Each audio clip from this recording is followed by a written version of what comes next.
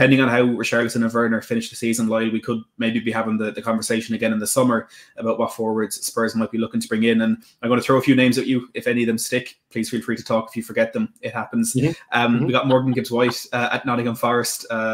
With their issues at the moment, they may be forced to sell in a homegrown player, even more beneficial to their accounts. We Sergio Guirassy, 17 goals and 14 in the Bundesliga. Santiago Jimenez scoring for fun out in the Eredivisie of Feyenoord as well. 황희찬에, Samuel Illing Jr., Nico Williams, Johan Bakayoko of PSV. Is there anything to any of those names? To a few of them. I mean, listen, you've named some players there that quite a few clubs are tracking. I mean, listen, if Tottenham end up going in the market for another centre forward in the summer, then logically Sergio Guirassy and Santiago Jimenez will be on the list of the players that they consider and look at, no doubt, because they are two of the emerging strikers in Europe who are playing very well and scoring goals.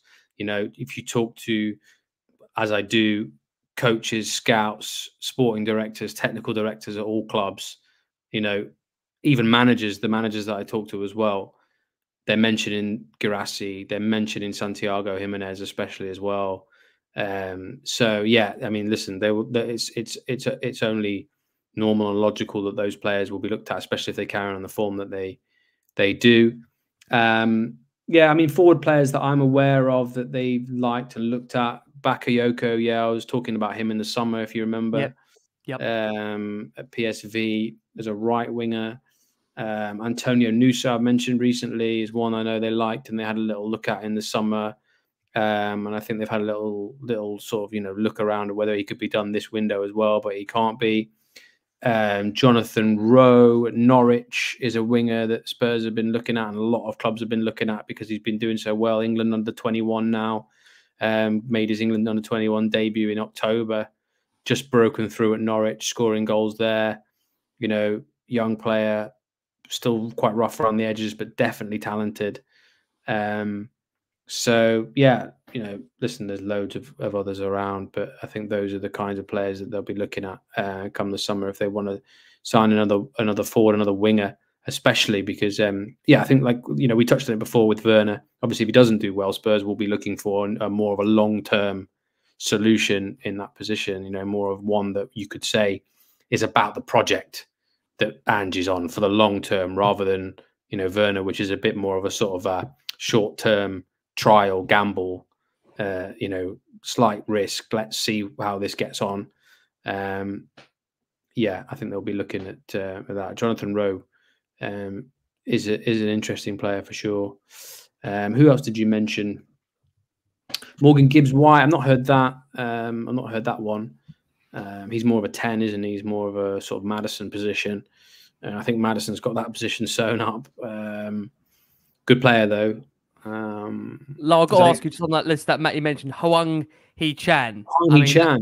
I mean, that guy has been on absolute flames this season, hasn't he, for Wolves. I mean, I think he's taken a lot of, clubs by surprise because he hasn't really been a prominent goal scorer. I mean, whilst he's been recognised as being a fairly decent player, I mean, he's having an outstanding season under Gary O'Neill. I mean, I think the feeling that we've had from a lot of, again, wonderful journalists like yourself is that he probably will take the time out this summer to really look at his options, because I can't imagine if there is interest from Tottenham, it won't just be Spurs that are interested. I mean, he will get, I'm sure, a lot of eyes by some of the big European clubs as well. Is that your feeling on it potentially? I think if he carries on the way he's going, yeah, I think he's stepped up a level, I think, at Wolves this season. So yeah, he's an interesting one. But again, I think Spurs, if they do something permanent, I think it's more likely to be a younger player. Interesting. Okay, you don't think so? Generally, yeah, because I think Spurs have sort of been operating on two fronts, and primarily they've been operating on young players, right, to come in. You know, young talented players like Dragusin, for example, who are going to be part of the project long term. Right. You know, rather than players that are already established or further on in their careers who might be more of, you know, of a short term thing. So, I wouldn't go as far as to say that Werner's a deviation from that plan, because I think those sorts of loan options are also part of the plan, especially when they need them. But yeah, you know, in terms of signing players permanently, I think they will all. Well, I think they're more likely to go for the younger one, who can develop in Ange's way, than the more established player. Can I throw one more name before Matty comes in there very quickly? I mean, listen, Matt knows me telepathically. It might already be on his tip of his tongue. Someone mentioned it, Dominic Solanke. He's been really impressive for Bournemouth. I don't know if Spurs are looking at him. I mean, he's a player that you do feel has kind of got a bit of everything. You know, he's very tall, very composed, got a good finish on him. And, you know, again, not to trigger Spurs fans, I mean, many will feel that we haven't gone out and genuinely replaced Harry Kane. And there might be that argument that Spurs are not looking to replace Harry Kane in general. They're looking to actually have an array of front forward options that basically can all contribute 15 to 20 goals a season, or can also provide, obviously, that goal and assist ratio Spurs are looking for. Do you think, based on what you're telling us, by the fact they're looking for a young striker, that they aren't going for like the proven, ready and tested striker to come in for Harry Kane? Or am I deviating away from that plan that you're talking about there by saying that? I think that, you know, the established strikers have been suggested and thought about. I mean, Ivan Toney was thought about in the summer. Okay. But I think whether Spurs qualify for the Champions League or not is going to be a big part of it, because, you know, if they do, then you have to think, well, they're going to probably need another centre forward. But again, who that's going to be? If Richarlison is scoring goals and you know, he remains the centre forward that they go with, the first choice centre forward, then they're going to be looking for more of a younger player, aren't they, to come in and develop and establish, who's not going to be, you know, annoyed every week at being on the bench. Whereas, you know, if Richarlison doesn't do so well, you know, they might be looking for somebody who's a bit more established who can come in. Or I don't know, you know, it's very speculative and hypothetical at this stage when it comes to things like that. So, you know, I wouldn't rule out completely, you know, established strikers like Dominic Solanke at this point, when we're months away. There's so much to happen. I mean, Solanke's interesting because he obviously made that move to Liverpool. He was a Chelsea youth player, wasn't he? Big things expected of him. Went to Liverpool. Did he go to Liverpool too early in his career? Maybe. Didn't play often. Went to Bournemouth, and then you know, I think a lot of people are probably thinking, well, that's what Solanke's level is. But he's always had bigger potential than that, and he's always been in the minds of other managers and sporting directors at bigger clubs. And I think now this season, because he's scoring so many goals and Andoni's getting a real tune out of him, I think bigger clubs are starting to look at it and go, okay, actually, yeah, Solanke is becoming the player that, you know, we all thought that he could become. So that's why his name is now in the mix for your clubs who are looking for your strikers, your Chelseas, your Arsenals, your Man Uniteds, or Spurs. That's why his name's being thrown out there, because he's getting to, or has got now to that level. Yeah, look, it's one that has been rumbling on for a while. It was one of the ones that Spurs seem to be prioritising late on in the summer transfer window, and it's a complicated deal if anything is to happen, with the FFP playing a part on Chelsea's side, but also Pochettino giving him the captain's armband in the absence of Reece James and seemingly loving what he's doing in the middle of that park. But it's a position that Tottenham, are, like we mentioned earlier, Lyle, are looking to strengthen, and Gallagher top of that list. Do you think Chelsea would allow Gallagher to move to such a rival like Tottenham, one that they don't often do business with, if the right fee came in?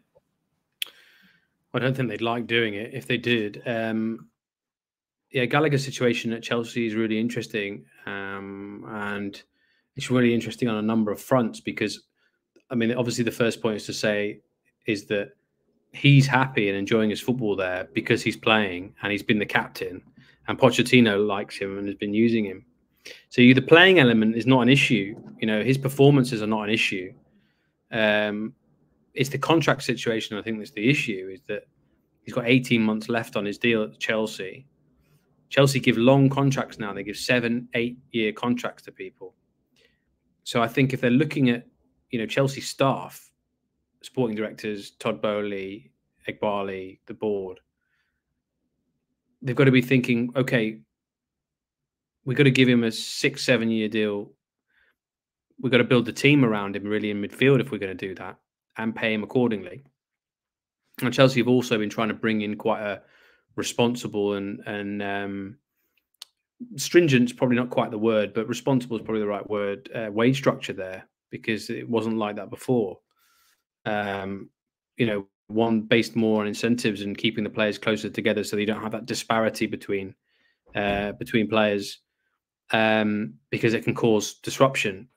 So, you know, that's one of the issues that the new guys, the sporting directors, have had to address when they've come in. So that's forming part of it as well. So, you know, for as long as he's not signing a new contract and got 18 months left, Chelsea are in a predicament, really, because I think they had also made a bit of a, you know, unwritten rule that once players get to that stage at Chelsea, that they would look to move them on and sell them and get some money for them. You know, you're right. Well, we're calling it PSR now, profit and sustainability rules, rather than FFP. I'm trying to keep that in my mind as well, because I keep saying FFP as well, which stuck, didn't it? And then they changed it to PSR. So PSR, that, you know, Chelsea are there as well, and they have to be very, very conscious of that at the same time. So if they need to move players out, even though Pochettino has said that they don't have to do that to bring players in, but if it's in their thinking, then, you know, they also need to look at the players that they do have interest in from other clubs that they can sell. And obviously we know Spurs are interested in Gallagher.